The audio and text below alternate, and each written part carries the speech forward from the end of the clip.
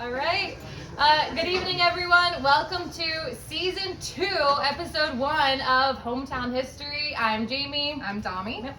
And tonight we are in Newberry town, where we're both from, where we both live. We're right a couple miles down the street.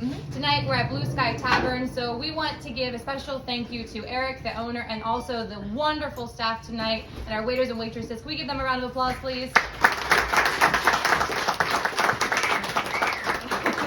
Thank you. So tonight, I, by the way, am a high school history teacher. And I'm a librarian and a Civil War reenactor. So tonight's presentation, we're expecting to last about 40 to 45 minutes. We will present on one-room schoolhouses. Tonight's title is All in One Room, These Small Schools Taught Big Lessons. So as we're going through today, we know a lot of people came from the community that have personal stories. In fact, we all are educated in this room, so we all have stories that we can share. So I'm a teacher, I'm an educator professionally, and when I was doing this research on one-room schoolhouses, I was reflecting on what life was like now compared to what it was like 100 years ago when one-room schoolhouses first started. And I couldn't help but notice a lot of differences. I can't imagine 100 years ago what it was like. So we're going to go through a day in the life. So how the day started for a student, what it was like getting to school, when they were at school, what their lessons were like. And we're hoping that you can relate because, like I said, we've all been to school, so we can all appreciate the different experiences that we've had. So, getting to school. Yeah, so you had to get to school somehow, and I know a lot of you probably walked uphill both ways in the snow, and it was so hard for you. And then I got to ride on a really nice heated or air-conditioned school bus. So if you're going to school 100 years ago, your one-room schoolhouse is probably within walking distance of your home. My Pap Gross, he lived in the heart of Newberry town, and he went to the Roxbury School, or what we would call the Newberry School at the Y in Newberry town. So he had to walk there. In later years, when they had to go to different schools, he would try and hitch a ride, and I don't think anyone here would want their child to hitchhike. Wait, how can you imagine? No, I couldn't imagine. And we have a personal anecdote from Joan Consilio, and she said that her mom went to Moses's Mummert's one-room school on the corner of Coffin Orchard Roads in Jackson Township. And she said Mom would wrap feed bags around our legs because we had to walk through the snow about a mile to get there. They were cotton bags, the chicken feed came in. They were stripes and prints, and the women used them to make dresses and shirts for the family, and my mother would wrap them around her legs and tie them on with binder twine. And when we got to school, we would take them off and hang them by the furnace to dry. And today there was snow, and it didn't even lay on the roads, and the schools went to virtual learning. So that goes to show you immediately some of the differences. That quote, by the way, came from Mary Jane and she was from Spring Grove when she shared that story. And a lot of the information that we're sharing today came from this book right here, which Joan Consilio spearheaded. It is available on Amazon. It's phenomenal, and it's where we got a lot of our information for today. It is interesting to think about tying chicken bags to your legs instead of pants, because girls couldn't wear pants. It blows my mind. I'm appreciative of where we are today. Right. So it makes me think about dress codes and what we're allowed to wear in school and what we're not allowed to wear in school. So as a teacher, I work at a private school where our kids wear their coordinated clothing. It's given to them by the school, and it's very modest. They wear slacks and polos and like sweatshirts and stuff like that. But when I was in high school, we pushed the limits. So we had this rule that to wear tank tops, they had to be the 3 fingers. You know, you had to go like this and make sure that it covered 3 fingers. But when you look at these pictures from back in the early 1900s, a lot of the kids here probably didn't even have to worry about the 3-finger rule. So you can see here that we've got some girls in overalls and the stripes. So they're like iconic of the early 1900s. So thinking about your own personal experiences, so would anybody like to share out some personal stories of like dress codes? There's one in the back. Kevin in the back, my friend who's also a teacher. So I have a quick little high school story, not really about me, just about some of the people I went to high school with, and then I can talk a little bit about my school. So when we were in high school, us 3, we all went together. In 2009, our sophomore year, leggings got really popular. Thankfully for the women, not for the men. our vice principal was totally against it. They're too revealing, whatever. So she really started to crack down. And the girls in the school, a lot of them actually made a petition to try and get her fired because she was so intense about the leggings that I don't really know if it ever got fixed while we were there. But she didn't get fired, but also kids stopped getting suspended. So that kind of worked itself out. I work at a school for behavior intervention. So when kids get kicked out of their local schools, they generally get sent to me.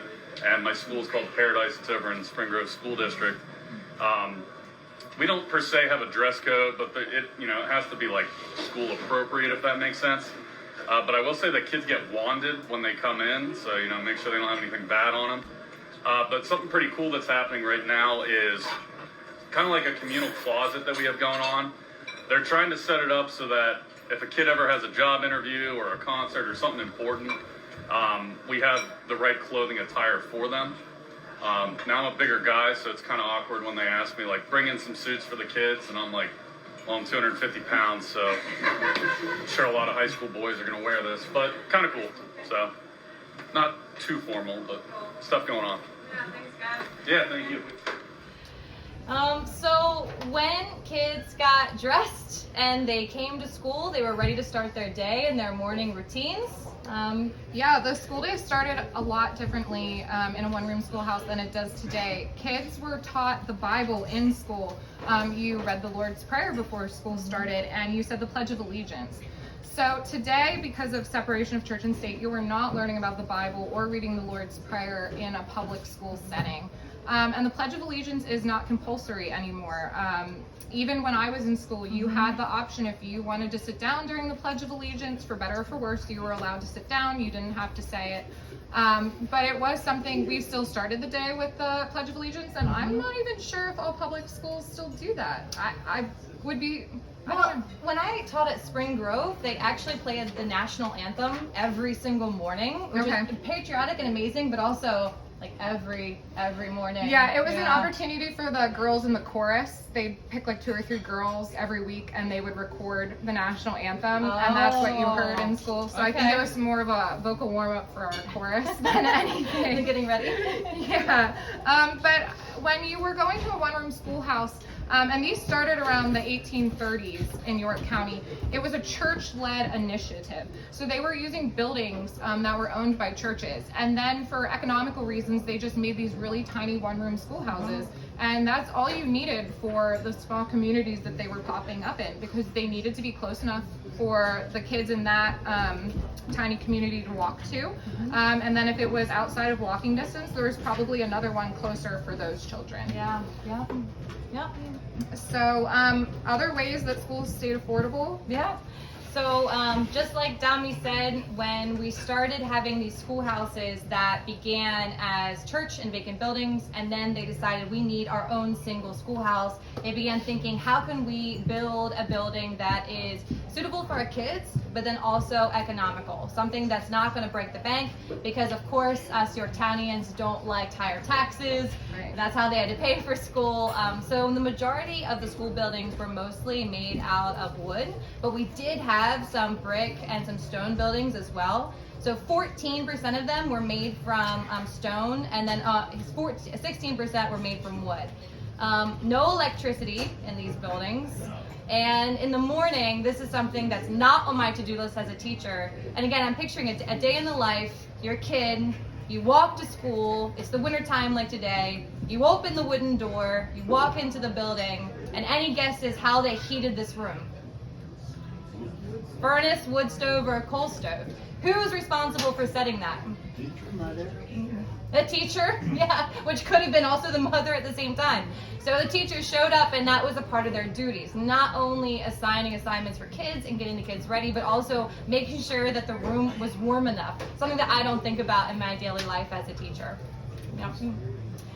In addition to no electricity and wood stove, their water. They had 1 bucket of water that the teacher fetched, and to drink from it, they had a ladle that they all shared. COVID 2022, I can't imagine, again, having a ladle that they all shared. And again, from the local stream, so they weren't going to filter it. It wasn't going to go through some type of cleaning process. And so again, comparing this to current day and our experiences, we had water fountains. And then we also now have a system where you can put your bottle, a reusable bottle, up to the water fountain, and it fills up so it doesn't have to waste plastic, so the kids can continue to fill their water bottle throughout the day. Fancy. It was fancy, right? So one thing that Dami and I have noticed about this is the transition from community to individuality. So it started out, again, the name of tonight's presentation is All in One Room. So just like tonight, we are all in one room together, learning about history. Kids all learned together. They had the same wood stove that they warmed up to. They had the same water bucket that they drank out of. They had virtually sometimes the same lessons. Right. Whereas today, we are obsessed with individuality. Yes. Even down to the water, you have your own cup that is filled up for yourself. You have your own lessons. I know as a teacher, I like to differentiate and change for my kids based on interest and grade levels. So think about your own experience and how you can relate to that. Would you feel that when you grew up, how many of you are from York County and went to school here in York County? Lots of hands. Everybody in the room, basically. So compare what it was like when you went to school. Do you feel like you still had that close-knit community? Would you share the water ladle with the kid sitting next to you that's maybe drooling or sick? Not during a global pandemic, but...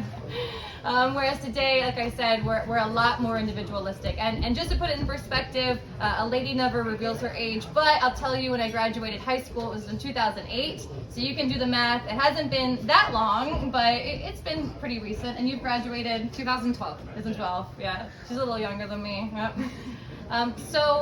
We do a lot of posting on Facebook. So again, thank you to those of you who are viewing at home. And we had a few people that wanted to share their own personal experiences. Like I said, Dami and I both are educated and I'm a teacher. However, we didn't go to a one-room schoolhouse.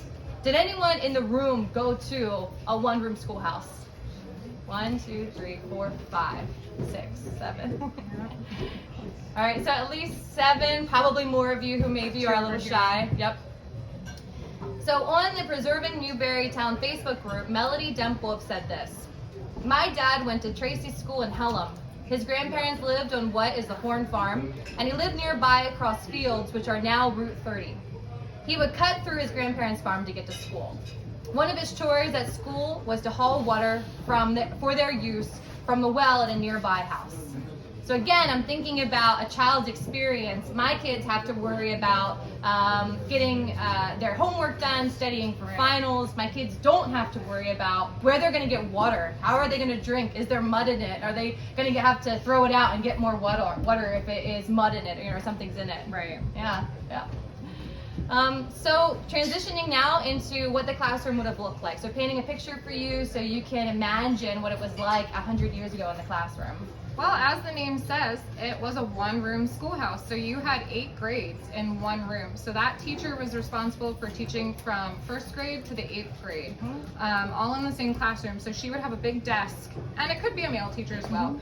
They had a big desk at the front of the room, and then there were wooden desks facing the teacher. The youngest kids would be up front, the oldest kids would be in the back. And then they would have little cubbies with hooks, and that's where if you brought a bag with you, if you had books, personal belongings, your jacket if it was winter, and you would hang those. And I know in modern day schools, when I was in elementary school, when we still stayed in one classroom for the whole day, we had little cubbies where you'd hang your backpack or your jacket. But that was one room for one age group. And there was, I think, 4 or 5 classrooms for each age group. Okay. So 2nd grade was split up by a few different teachers. So we only had about 30 kids in a classroom of one age. When this teacher would have about 30 kids in a classroom. All different. Yeah, you could be 6 years old, you could be 10. So that's vastly different. And they had chalkboards. So today we have what they call smart boards. So through the time that I went from elementary school to high school, we transitioned from the chalkboard, writing with chalk, and then they had whiteboards where you'd write with an erasable marker, and then they had what they call smart boards, which are these whiteboards that are computer generated and you're writing with a stylus. So you have to be connected to the internet, you have to be connected to a computer for them to work. And every once in a while someone would use a marker on them by accident. Oh, cringe. Thousands of dollars. Like permanent marker on this Yeah. tech. Oh. And then in a one-room schoolhouse, you would see an American flag presented very prominently in the classroom. And then you'd also see pictures of presidents like Washington or Lincoln would be in the front of the classroom as well. There are still, I believe there's still American flags. There was when I was in school. That's how we said the Pledge of Allegiance, and that's when we stood for the national anthem. But I definitely don't remember my teacher having Abraham Lincoln above her desk. But he's my favorite president, so if I was a teacher, I would. These classrooms were clearly patriotic and historically based, which again, I teach American history, so I appreciate that. Right. So behind us here, we have a mystery picture that was submitted a number of years ago, actually by a neighbor of mine when I lived in Yo. And she asked, where was this room taken? If this is a one-room schoolhouse, where was it? So Jim McClure, our awesome mentor who helps guide us through this, he told us, we can tell that this isn't a one-room schoolhouse. Shirley, you're on deck. There's a door behind the teacher there at the clock. One rooms didn't have doors. And do we have someone else want to share? There's a heater in the room, in the back. We didn't have heaters in one-room schoolhouses. See that back there? That would not be existing in a one-room schoolhouse. All the kids are the same age. Are you still someone's answer? They're all little. They're all the same age. Yeah. Very good. Thanks, guys. So just to reiterate what we heard, one of the biggest giveaways is that the door that you see in this picture does not lead directly to the outside. This is when we're moving to at least a two-room schoolhouse, if not more than that. And so there's going to be some type of entranceway or a foyer. The one-room schoolhouses that you see in those pictures that we've shown you up to this point, if you open the door to go to the bathroom, because it was outside, which we'll get to in a minute, a wind gust blustered through your classroom. And so you were exposed to the elements. These houses, or these one-room schoolhouses, were usually built by the community, which of course back then we had a lot more people who were hands-on that knew the basis for building houses, but it was built by the community for the community. You also see, as someone pointed out, the radiator, which again, we wouldn't have radiators in the 1900s in a wooden, stone, or brick structure in the middle of a farm field. And then lastly, did you notice what's on the windows? Stained glass. Yep. Stained glass are on the windows, and one-room schoolhouses are not going to, we talked to you about affordability and being economic, they're not going to spend money on stained glass to put in these windows. Awesome. All right, so thinking then about comparing this classroom to our classrooms, right? One of my favorite things in my class was the science lab. There was a lot of hands-on activities. I remember one where we looked at gas through a tube with flames coming out of it, and then we played music through it, and as the vibrations from the music blasted through the gas tube, it changed the flames. And I just remember that sticking with me.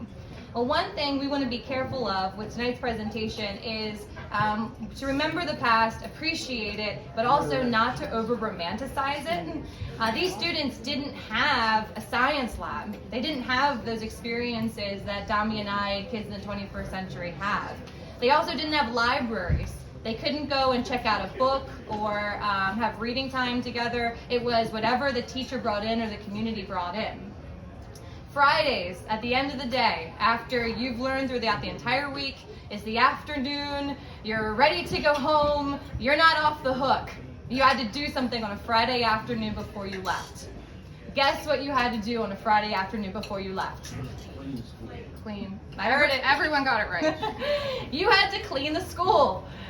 So again, thinking about our experiences and the kids today, oh man, you should see my classroom when the kids leave. It is gum like underneath the desks, and like chairs are all over the place and papers on the floor, and we have to have talks about respecting custodians and bringing them back and cleaning up. I was thankfully raised by an awesome woman who cleaned houses for a living, so I knew what it was like to have to go around and clean up after other people. And so these kids respected their property a lot more. because they knew that if they spilled something on the floor that evening, They had to clean it up. you had to clean it up. Well, and a public school these days is going to have an entire custodial Yep. crew. There's like one custodian per classroom almost, it feels like. Yeah. And you didn't have that in a one-room Nope, schoolhouse. nope.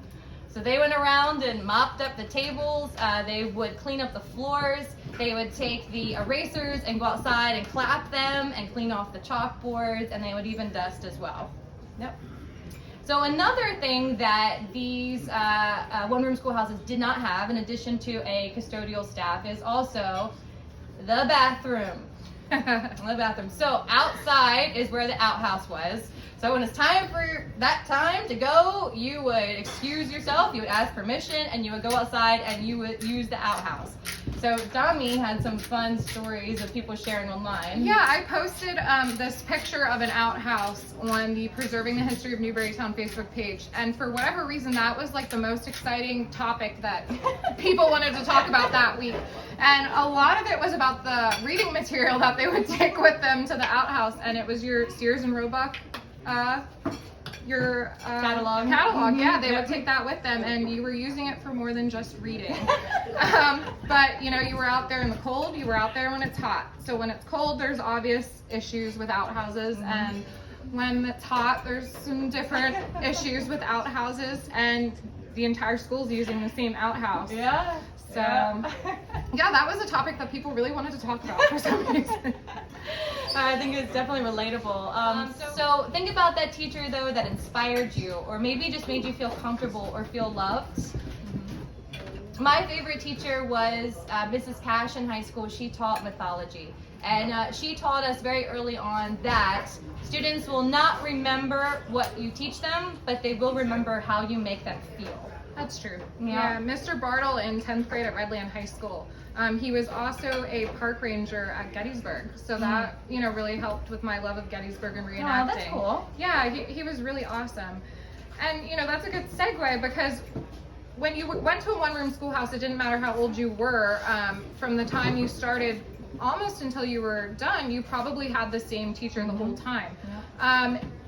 Today in public schools, you're having a different teacher for every grade, and then when you get to middle school and high school, you're having a different teacher for every subject. Yeah. So a teacher at a one-room schoolhouse had to know how to do math, they needed to know geography, they needed to know writing and reading, and today teachers specialize. So your math teacher is not going to teach you about American history. Thank goodness. Thank God I don't have to teach math. Yeah. That would not be good. And you're allowed to pick, they have what they call electives. So I know for me, I took my core classes, which were history, language arts, PE, and then you were allowed to choose your electives. So if you wanted to learn more about American history, that was an option. If you wanted to advance mathematics and do trigonometry when everyone else was doing algebra, you were allowed to do that. But you didn't have that luxury in a one-room schoolhouse. And the older kids sort of helped the teacher along and taught the younger kids. If the teacher was teaching a more advanced mathematics, the younger kids would sit there and maybe practice their cursive handwriting, or they would read through the books and practice their reading while the older kids did something more advanced. And while the older kids had some busy time, the younger kids would get more instruction. So you're not having those challenges at a modern day public school. So I think today, not saying that it's necessarily better across the board, but it's definitely a more varied education, and you can specialize in things, and you can really find your passion at a public school, which I don't think anyone was really passionate about. Spelling. Yeah. So, cursive handwriting. Yeah. So here is the list of what kids learned 100 years ago in York County in a house that looks just like this: reading, writing, spelling, grammar, arithmetic, geography, and history. I do want to bring back cursive handwriting though. I think that should be a requirement in public schools. Cursive handwriting. So the house we have behind us is the Neff house. This is down in Red Lion. So you can see that this one was made out of wood, and it was originally constructed first in 1860. It has been renovated. So this is the renovated look to it. These are the children that would have gone to that school. And one thing that, of course, interests me was what it was like to be a teacher there. So here was the teacher. She was the first teacher ever at the Neff School, and her name was Miss Emma Catherine Almsbacher. Well, Could you imagine having a dress like that every day? No, I was just thinking that. And go to the outhouse. In a corset. Like, I hope that this was just for the picture and not for real life. So on an average day, this is very confusing and it's not meant for you to read or understand, but just simply appreciate a lesson plan for a teacher in the early 1900s. So over on the far left, we have the schedule and it's broken down into 15-minute increments. And then you can see over here Roman numerals. Any guesses then for what those Roman numerals are? The grades. Yep. The grades. So it's broken down into every 15 minutes what each grade is learning, going from the blackboard to arithmetic, handwork, geography, drawing, reading. And this is something that they had to do every day to create new things for the kids to learn. Because as a teacher, one of the hardest parts about my job is selling it. Here's why you're interested. Here's why you should care. Here's why you want to learn today. At 10 years old, are you intrinsically motivated to really learn where Africa is? Probably not. But if you can still instill them a love of learning, some type of motivation, I think it creates lifelong learners. Yep. We wanted to give a shout out down to Red Lion. This is a picture of the students then that rebuilt the Neff School. So it was not just a construction company that was brought in. This classroom, again, we're talking about real world educational experiences. For a class project, they came in and they spent a number of years designing it and building the one-room schoolhouse. And at the height of the one-room schoolhouse movement, there was 354 one-room schoolhouses in York County. Yep. And there is a picture, not completely inclusive of all of them, but this would have been around the year 1900. This is when we had, like Dami said, 354. Now, eventually, those things, these one-room schoolhouses are going to close. We're going to go from a one-room to a two-room, and that is mostly because of overcrowding.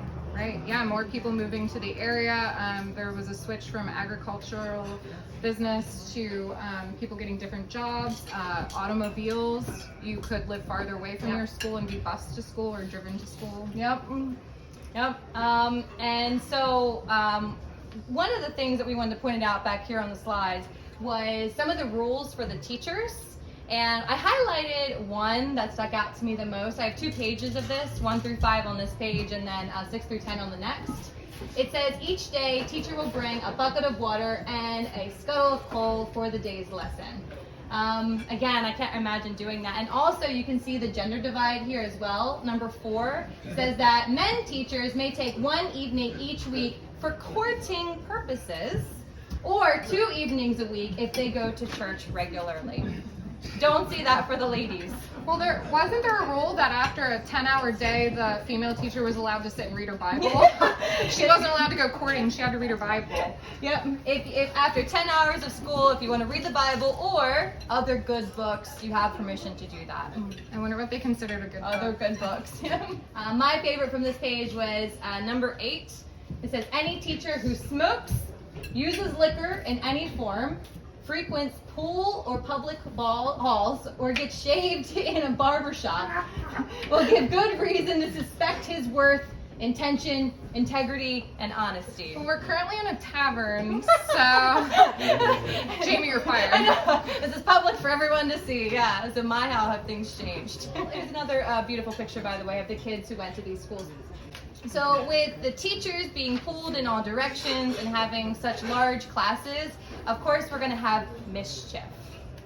Kids got into trouble in these one-room schoolhouses. So, do you want to hear what their punishment was? One was they were sent to the closet, where they had to stand in the closet as a form of isolation punishment. I bet teachers wish they could do that today. Go to the closet. Another one was they had to go sit underneath the teacher's desk if they didn't have a closet. Again, I'm guessing that's again some type of like you're ostracized, you're banished, you cannot shaming. Yes, you not come out in public. You have to go underneath the desk. Another one was they had to stand on one leg holding heavy books. I hope they got them to switch. They're gonna end that school year with like a bulky left quad. Yeah, because you know it's the same kid getting in trouble every time. Yeah. Now, this is one that my own mother made me do once. They had to write lines on the chalkboard for when they got in trouble. When I was in the 5th grade, I maybe cussed on a piece of paper and tried to put it in my pocket, and it got washed. And my mom found it in the wash, and she unfolded it and did the dreaded, "Jamie, can you come here? I have something to ask you." And I went and she said, "What is this?" And I was like, I don't know what that is. And so she made me write 100 times that I will not cuss on paper. I have done it. I'm sorry. I'm sorry. I have cussed on paper since then. Yeah. So they got these kids to come up and write on the chalkboard. Yeah. Dami, did you ever get in trouble? So I actually got in trouble for reading too much during Oh my class. gosh, you're such a nerd. I know. I'm a librarian. It was meant to be, but I was like horrible at math, and I almost failed math in the 11th grade, and it probably didn't help that I would put my textbook up on the table like this, and then I'd put the book that I wanted to read inside of it, and my teacher would be like, "Are you working on your algebra homework?" I'm like, yeah, I got it done already. And it was bad. So yeah, but I was never punished. They were just like, "Can you please put your book away?" No. Yeah, That so, was it, but yeah. nerd me got in trouble for reading too much. So someone else on Facebook shared with us, her name is Sue. She said, "I went to Ruby School in Pelham Township for my 1st through 3rd grades. Mrs. Miller was our teacher, and she ran a tight ship. At first, we had grades 1 through 8, and then only the 1st grade, only first 6th. I, as a 1st grader, loved hearing the upper classes reading from their books. Their stories were so much more interesting than Dick and Jane. I also learned many things by writing them on the chalkboard, like I was talking 100 times, and how it kept me from cheating while the other classes were being taught. 100 times. I was talking. Yeah, I'd get in trouble for that too. So again, we open it up. We do want to hear if anyone here got in trouble in school, and or what was your punishment if you did get caught? Well, it was only fair when you missed recess. And we got spanked. When you missed recess? No, when you, Missing recess was when the it was bad, punishment. we got spanked, or even worse. Yeah. We were killed. Yeah, but missing recess was really bad. Yeah, so that was the punishment. You have to stay inside, no recess. All the rest got to play. Did you look out the window? Like But you weren't allowed yet to stand. Oh, really? Oh, yep. Will anyone else want to share? We don't want to shut it down if others had good stories. One thing, if my teacher would write a note home to my parents, and then I really got in trouble. Oh, We had to get it signed. Yes. Yeah. I thought this was a dumb rule, but then you guys opened up with it. We would get in trouble for chewing gum. Oh yeah, you couldn't chew gum at Redland High School. Oh. Yeah. Well, at 8:01 in the morning, 1 minute after the day started, the school day had started, I was already chewing gum because I was chewing it on the bus. And my teacher walked up with what we call a green slip, which is like a warning, made me spit it out on it, and then like sign it. If you got 2 green slips, you got an after-school detention. All you had to do was take the green slip home. It had what you did on it, plus this one had the outline of my gum. To get your parents to sign it, and you were good to go unless you got a second one. Well, I took it home, and my dad refused to sign it. He was like, "No, that's a dumb rule." My dad was the middle school principal of Central York, so I was like, what the heck, Dad? And I got a second one, and I had to clean the cafeteria for like 6 hours. So that was fun. Anybody ever supposed to gum on your nose? No. on your nose. Yep. So schools back then, technically, so corporal punishment was allowed. It was not uncommon for the teacher to have a paddle nearby or a switch nearby. And legally, in the Commonwealth of Pennsylvania, technically, corporal punishment is still not illegal. The reason why they kept that loophole is, have you ever heard of students who get in trouble that then have to run laps for a sport?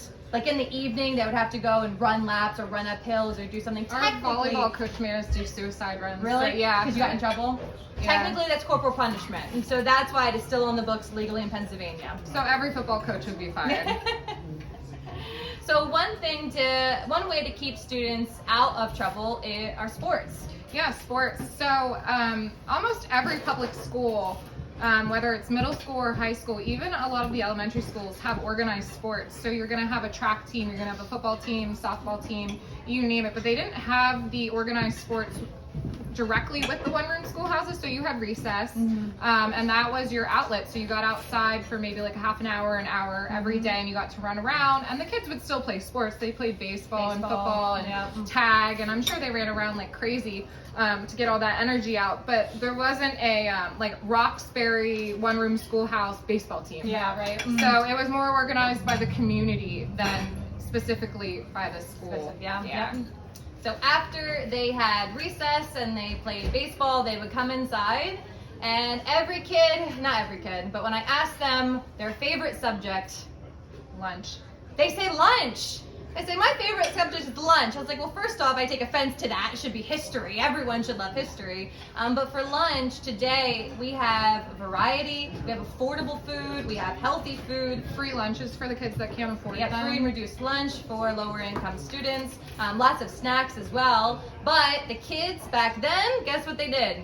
They brought it with them. Yeah, they packed. So whatever mom or dad made the night before, that's what they were bringing to school. Again, these schools started in the 1880s and went up, and we're going to talk here about the decline around World War II. Times were simpler. Simpler meant that they had more of a tight-knit community. It was more of a camaraderie, a togetherness. You're with the same peers every day, the same teacher. So you had this level of understanding, and you really got to know each other. Versus a lot of my students today, unfortunately, just buzz through their school day and don't even always know their classmates' names. So we do a lot today to work on classroom culture. But they also, though, even though they had a close-knit community, some of the bad things. A lot of kids couldn't continue their schooling after they left the one-room schoolhouse. So I have a quote here from Kat B. Arnold, and she said that her mother attended a one-room schoolhouse. So my mother and her brothers and sisters attended the one-room schoolhouse on Loucks Road across from the mall. She had to drop out after 8th grade because she would have to walk all the way into York High for grades 9 through 12, and her family couldn't afford the shoes.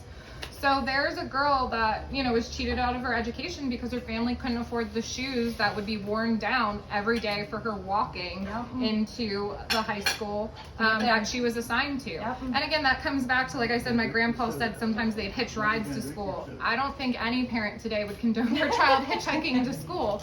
And even kids today that have their driver's license, a lot of parents say, no, you can't drive to school, you have to take the bus. Right. We're paying school taxes, the bus comes every day to the bus stop. Right at our driveway. You don't even have to stand out in the cold anymore. You can stand inside your house and wait for the bus to show up. I know in the years that I went to school, it started out that like the entire neighborhood had one bus stop, and then the longer it went, it seemed like the bus stopped at almost every house. So you didn't even have to walk up the street to the neighbor's house anymore. You could just stay at your own house and the bus pulled right up. In the winter it was heated, in the summer it was air conditioned. You could put down the windows. But then overcrowding started to happen, and we went from like 2 kids to a seat to 3 kids. Oh, really? And that was fine in elementary school, but when you have a bunch of high school kids, there's like 4 kids in one bus seat, it wasn't too fun anymore. But I mean, I can understand why going for a higher education back then was a sacrifice for the family. You wanted your kids to help out. Say you were farmers. You needed those hands on the farm, or maybe you needed your child to drop out of school after 8th grade and go work and provide for the family, or provide childcare for the younger kids. So there was a lot of different things, even though those struggles do mirror today's struggles. I think they had I don't know a lot of kids that can't go to high school because they can't afford the shoes to walk there. Exactly. So like Dami pointed out, really 8th grade was the end of your education. At that point, you normally stopped. So when we're thinking about a day in the life as a student, we've covered a lot of ground tonight. We've gone from getting to school by walking to what their clothes look like, their morning routine, recess, lunch, what happened when they got in trouble. So when the school year finally ended, it was around April. This is the planting season. We're an agricultural community. So it was expected, like Dami said, that the students stop, and in April, everyone went out on the fields and they started planting. That was the early planting season. Beginning around World War II, that's when we're gonna see those school doors never open again. This is a graph, huge shout out to Stephen Smith. Stephen Smith is a fellow blogger of my blogger for YDR, York Blog, and he has done a lot of research, an immense amount of research. And so he documented all the one-room schoolhouses across York County. And when you look at this graph, it is mind-blowing to see after World War II the drop of one-room schoolhouses in York County. What is nice though is a lot of these schools were repurposed. So just here in Newberry Township, there's people that live in one-room schoolhouses. They were converted into private residences. There's a couple here tonight that lives in a former one-room schoolhouse. And then if you think about the schoolhouse at the Y in Newberry Town, that was a beauty parlor, then it was a pizza shop. Now it's back to being a salon. So they have life still in them. You just have to look for it. Yep. And it's nice to see these things being repurposed and not necessarily being torn down, but some obviously have fallen into disrepair. Yep. After World War II, we have this like huge baby boom, and we have these GIs coming back and they're starting families, and we have the GI Bill, and so the decline of schoolhouses really started because we have two-room schoolhouses. It's not the end of the world, we're just slowly growing. Right. So this is going to break up the tight-knit community of York County. Any guesses what year the last one-room schoolhouse closed? Good drum roll for me. Drum roll it! 1961! So 60s, good job. 1961 Carroll Township. Yep. Now this though, again, we're nearing our time tonight, but we just want to finish with the idea that one-room schoolhouses, when they went out and the two-room schoolhouses started, you can see back here, this is what they look like. They're more modern, they can fit more kids. Here is more of what the student population would have looked like. Graduation rates have done nothing but go up. In the 1970s, the graduation rate for York County was 50% high school. Today, West Shore, which is where Dami graduated from, it's around 87%, and in D-Town, where I graduated from, it's 93%. So it has done nothing but improved. So we're finishing then with today, how can we maintain the sense of close-knit community while also providing for our children a top-notch education that has libraries and labs and healthy lunches and school buses simultaneously. And next month we'll be back with a new episode, so this will be season 2, episode 2, and we're going to be talking about homemade textiles and the Keene Hill quilt.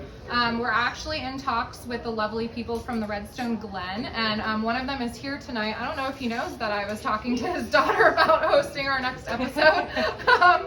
But if you know anything about the Nisley family and their involvement with weaving, I think you're going to want to tune in February. Yeah, that'll be February. So we asked some Facebook members to go take a picture of themselves next to a one-room schoolhouse.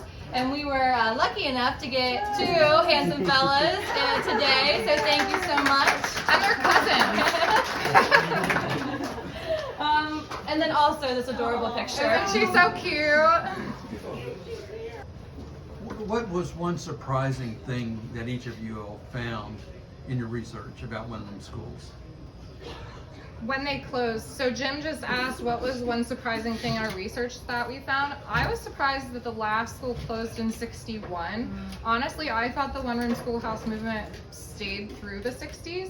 I know that Newberry Elementary School opened, I think it was 53 or 55 in Newberry Township, so that was a multi-room school. But I still thought maybe in the more rural communities that the one-room schoolhouses would have hung on longer. Continued. Yeah. Yeah. Yep. I think for me was the graduation rate of 1970s. Only 50% of York Countyans had a high school diploma, and yet we are a powerhouse of a manufacturing community. We have amazing inventions that came out of our community, and we barely even have a high school diploma. And I think that's saying that, of course, I mean, you're talking to a teacher. Education is very important, obviously, but it can't tile your bathroom. It can't necessarily teach you how to chop down a tree. And so in York County, they may not have gone to school and learned how to spell real good, because anybody who reads my blogs knows that I can't spell at all. But it's the idea, though, that we were still learning. It just wasn't through a formal education. It was through your parents, through your neighbors, through your church. They taught you how to live and how to love one another as well. Right. Was that corny enough for you? Any other questions or stories anyone wants to share? normally look at 1970? Because 1970, the Vietnam War might have had some influence on that number. That's a great point. An audience member just said that if we were only looking at 1970 for graduation rates, that the Vietnam War probably played a big role in why the graduation rate was so low. Stephen Smith, if you have not tracked graduation rates from the 1900s to today, next assignment. Thank you. That's a good point. Thank you. Okay, well, thank you all for coming out tonight. Thank Really you. appreciate it.